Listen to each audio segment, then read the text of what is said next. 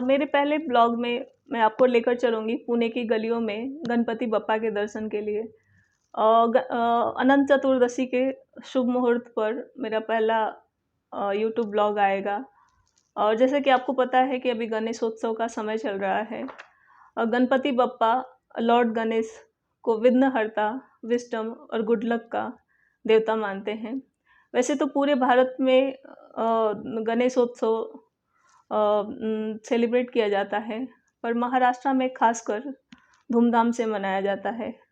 और अगर पुणे शहर की बात करें तो 1893 में लोकमान्य तिलक जी ने बहुत सारे गणेश उत्सव मंडलों की स्थापना की थी, जो उनके समय से लेकर आज तक गणेशोत्सव पुणे में मना रहे हैं।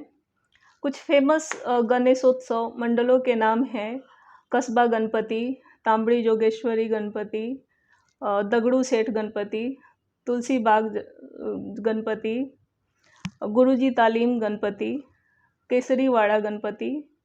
और लास्ट 2 इयर्स कोविड के रिस्ट्रिक्शंस की वजह से इतने धूमधाम से गणपति का सेलिब्रेशन नहीं हो पाया था।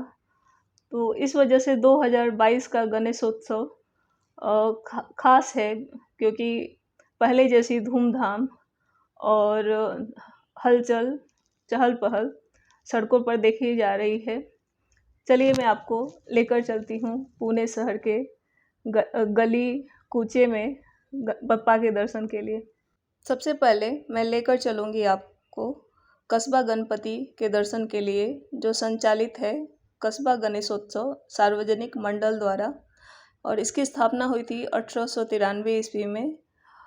सारे गणेशोत्सव मंडल जो पुणे के हैं उसमें इसका पहला स्थान है, और सामान्य पुणेरी नागरिकों द्वारा इसे मनाचा गणपति के नाम से भी जानते हैं।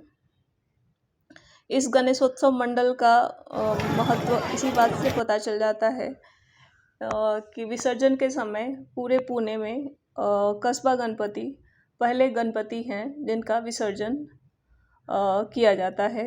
उसके बाद बाकी सब गणेश मूर्तियों का विसर्जन करते हैं।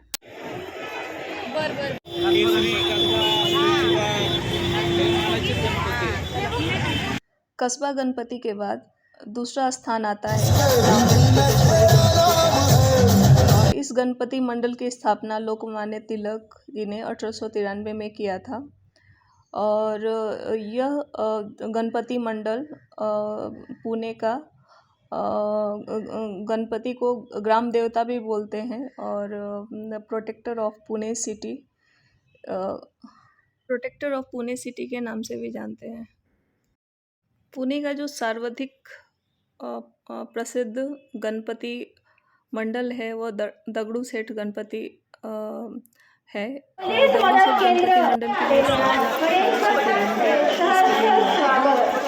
और इस गणपति के दर्शन के लिए गणेशोत्सव के टाइम के अलावा भी नॉर्मल दिनों में बहुत ही भीड़ लगी रहती है भक्तों की। और अगर घूमते अगर आपको कुछ स्ट्रीट फूड खाने का कार्विंग हुआ तो पूना बेकरी पास में है, वहाँ से आप वेज पफ और कोल्ड कॉफ़ी ले सकते हैं। उसके अलावा और भी स्ट्रीट फूड के ऑप्शंस हैं। और मोदक तो बहुत ही गणपति के दिनों में बहुत ही फेमस प्रसाद और ऑफरिंग है गणपति बप्पा को।